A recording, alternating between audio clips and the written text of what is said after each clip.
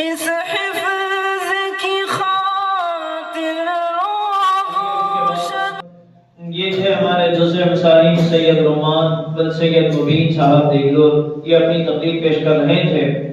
آئیے اس کے بعد تیسرے مصانف شیخ صادق ولد شیخ پیر صاحب ہپر کا کھڑی، میں نے دعوت دیتا ہوں کہ والد اپنی تقریر شب برات اس عنوان پر پیش فرمائیں۔ شیخ صادق شیخ پیر صاحب۔ السلام علیکم ورحمۃ اللہ وبرکاتہ۔ الحمد للہ الذی بیدہ تصریف الاحوال والصلاة والسلام على سید الہادین الی محاسن الافعال۔ اما بعد، صدر محترم، معزز اساتذہ اکرام، حکم صاحبان اور میرے عزیز ساتھیوں، ہم میں سے ہر شخص جانتا ہے کہ شب برات شعبان المعظم کی 15ویں شب کا نام ہے۔ یہ رات بہت بزرگی اور برکت والی رات ہے، مگر اس سے پہلے کہ میں آپ حضرات کے سامنے اس رات کے فضائل و برکات کا ذکر کروں، یہ بتا دینا چاہتا ہوں کہ یہ رات جس ماہ میں آتی ہے یعنی شعبان المعظم، خود اس ماہ کی بھی بہت فضیلت ہے۔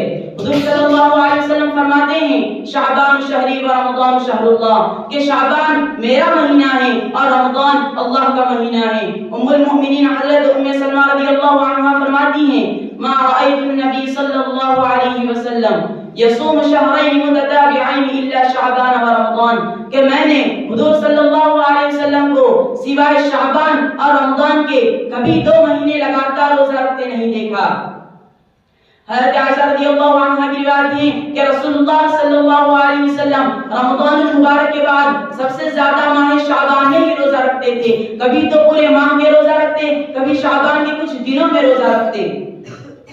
ایک اور حدیث سے معلوم ہوتا ہے کہ حضور صلی اللہ علیہ وسلم کو یہ بات بہت پسند تھی کہ شعبان کے روزوں کو رمضان کے روزوں کے ساتھ ملاوے، یعنی رمضان المبارک کی طرح ماہ شعبان میں بھی پورے ماہ کے روزہ رکھیں۔ حضور صلی اللہ علیہ وسلم شعبان میں ہی رمضان کی تیاری شروع کر دیتے تھے، شعبان کی تاریخوں کو یاد رکھنے کا اس قدر اہتمام کرتے تھے کہ کسی اور ماہ میں اتنا اہتمام نہ کرتے تھے۔ حضور صلی اللہ علیہ وسلم کا یہ بھی ارشاد ہے کہ شعبان کے چاند کو اچھی طرح دیکھو تاکہ رمضان المبارک کے روزوں میں کوئی فطور نہ پڑے۔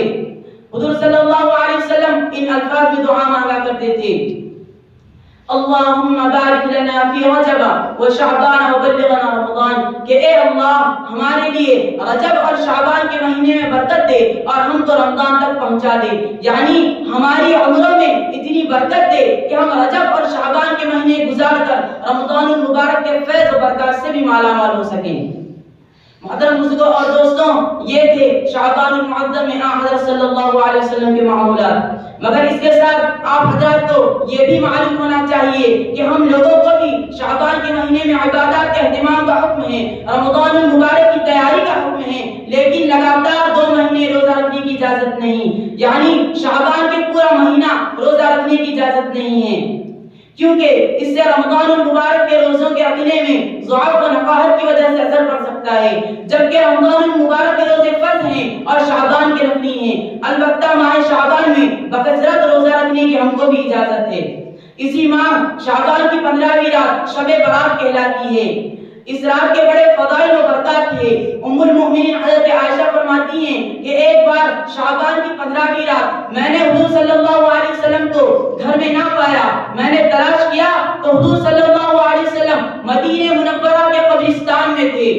حضور صلی اللہ علیہ وسلم نے مجھے دیکھ کر فرمایا اے عائشہ، کیا تم یہ سمجھتی تھی کہ اللہ اور اس کے رسول تم پر کوئی ظلم کریں گے؟ تو حضرت عائشہ رضی اللہ عنہا نے جواب دیا اے اللہ کے رسول صلی اللہ علیہ وسلم، میں یہ سمجھی کہ آپ ازواج مطہرات میں سے کسی کے پاس تشریف لے گئے ہیں۔ حضور صلی اللہ علیہ وسلم نے فرمایا آج شعبان کی 15ویں رات ہے، اس رات اللہ تعالی آسمان دنیا پر تشریف لاتا ہے اور قبیلے بنی کلب کی بکریوں کے بالوں کی تعداد سے بھی زیادہ گنہگاروں کی بخشش فرماتا ہے۔ دوسری روایت میں ہے کہ حضور صلی اللہ علیہ وسلم نے فرمایا هل تدرین ما فی هذه اللیلہ، کیا تم جانتی ہو کہ اس رات میں کیا ہوتا ہے؟ حضرت عائشہ نے جواب دیا ما فیہا یا رسول اللہ، آپ ہی فرمائیے اے اللہ کے رسول صلی اللہ علیہ وسلم کہ اس رات میں کیا ہوتا ہے؟ حضور صلی اللہ علیہ وسلم نے فرمایا اسی رات میں اس سال پیدا ہونے والے ہر بچے کا نام لکھا جاتا ہے، اسی رات میں اس سال مرنے والے ہر آدمی کا نام لکھا جاتا ہے، اسی رات میں تمہارے اعمال اٹھائے جاتے ہیں اور تمہارا رزق اتارا جاتا ہے۔ حضرت علامہ اور مفسرین کے جماعت کے نزدیک سورہ دخان کی آیت کریمہ ہے فیہا یفرق کل حکیم امرا من عندنا، کہ اس رات ہر حکمت والا کام فیصلہ پاتا ہے ہمارے حکم سے۔ اس کا تعلق شب برات سے ہی ہے۔ روایت میں ہے کہ اللہ تعالیٰ اس رات اپنی ساری مخلوق کی مغفرت فرما دیتا ہے سوائے مشرک، چغل خور، کیناور، ظالم، شرابی، ماں باپ کی نافرمانی کرنے والے اور جادوگر اور قاتل کے۔ اس رات کی فضیلت میں حضرت علی رضی اللہ تعالی عنہ کی بھی ایک حدیث ہے۔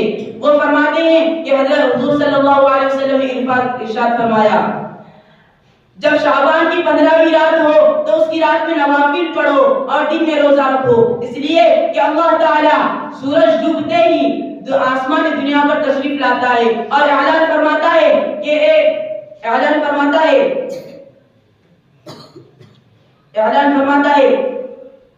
کیا کوئی بخشش کا طلبگار ہے کہ میں اس کے گناہ بخش دوں، کیا کوئی رزق کا چاہنے والا ہے کہ میں اسے روزی عطا کروں، کیا کوئی مصیبت کا گرفتار ہے کہ میں اسے عافیت عطا کروں۔ ایسے ہی صبح صادق کا اعلان ہوتا رہتا ہے۔ محترم مسلموں اور دوستوں، احادیث کریمہ سے ثابت ہوتا ہے کہ شب برات کے موقع پر صرف 3 کام کرنے کے ہیں۔ ایک یہ کہ اس رات قبرستان جا کر مردوں کے لیے دعائے مغفرت اور ایصال ثواب کیا جائے۔ دوم یہ کہ رات میں عبادت کی جائے، یعنی نوافل، ذکر و فکر اور تلاوت قرآن میں رات گزاری جائے۔ سوم یہ کہ دوسرے دن روزہ رکھا جائے۔ تو آئیے دعا کریں کہ اللہ تعالی ہم سب مسلمانوں کو اس رات کے فیض و برکات سے کما حق و مستفید ہونے کا موقع عنایت فرمائیں۔ آمین۔ یہاں پہ اپنی تقریر ختم کرنا چاہتا ہوں۔ علینا الا البلاغ۔